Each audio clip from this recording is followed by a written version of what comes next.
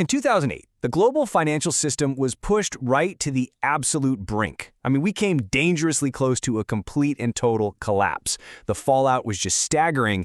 And honestly, the fact that we're all still here with a functioning economy, it's kind of a miracle.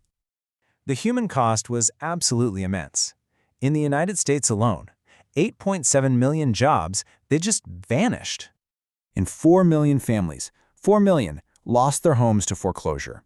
The American dream, for so many, just turned into an absolute nightmare.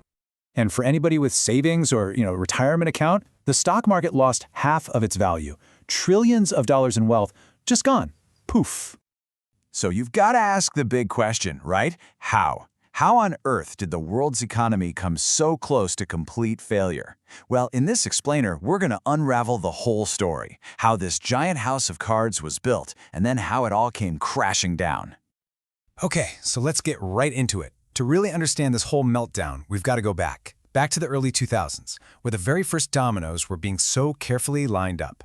It all really started after the dot-com bubble burst back in 2001. See, to fight that recession, the Federal Reserve slashed interest rates, which made money incredibly cheap for banks to borrow. This created an environment of what they call easy money.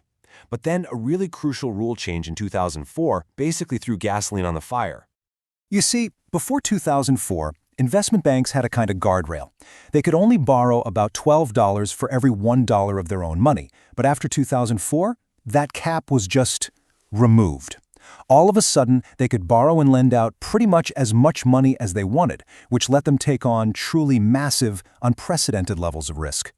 So, with access to what seemed like an infinite fire hose of cash, Wall Street got creative. They invented these super complex financial products that completely changed the entire game. Now, this right here, this slide is really key to understanding the whole thing. It's about a fundamental shift in thinking. A regular old-school bank sees a mortgage as a long-term relationship, right? They hold the loan and they hold the risk. But an investment bank, they saw a mortgage as just a raw material, something to be packaged up, sold off, and profited from instantly, passing all that risk onto somebody else. And this is exactly how that machine worked.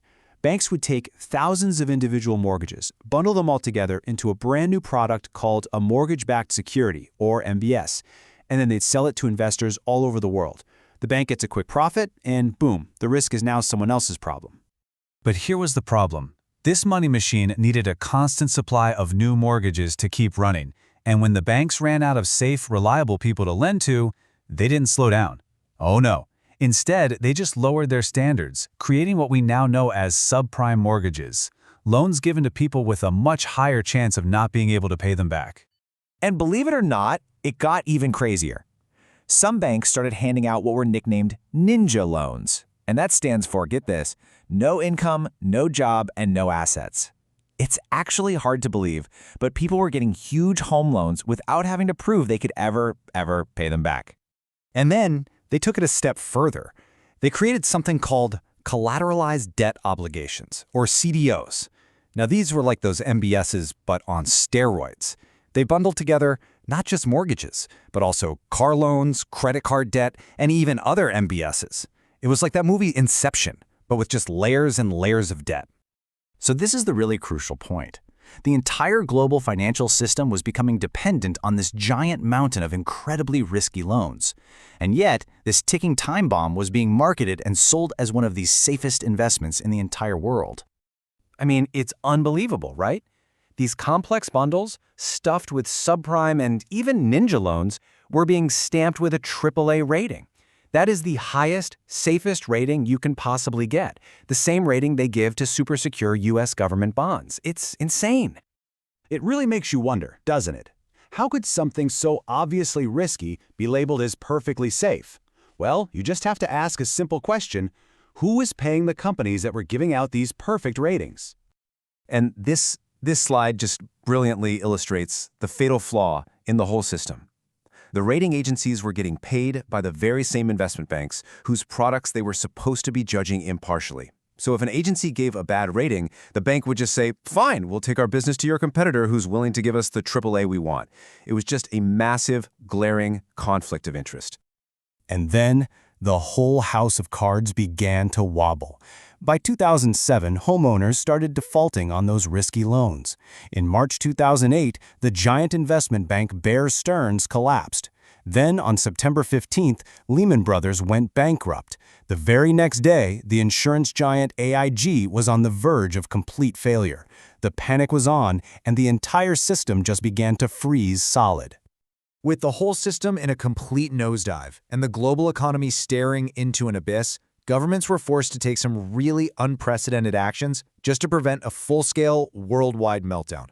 To stop the bleeding, the U.S. Congress passed a massive and deeply controversial $700 billion bailout, and that money came from taxpayers to rescue the very same financial giants that caused the entire disaster in the first place.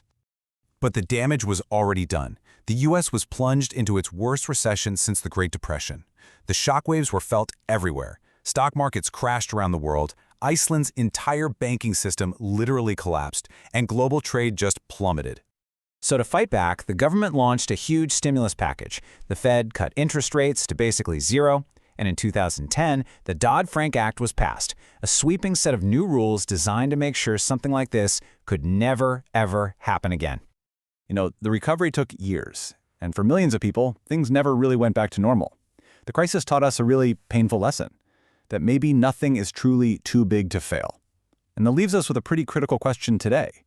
With new, even more complex financial products being created all the time, are we really sure the foundation is any stronger now than it was back then?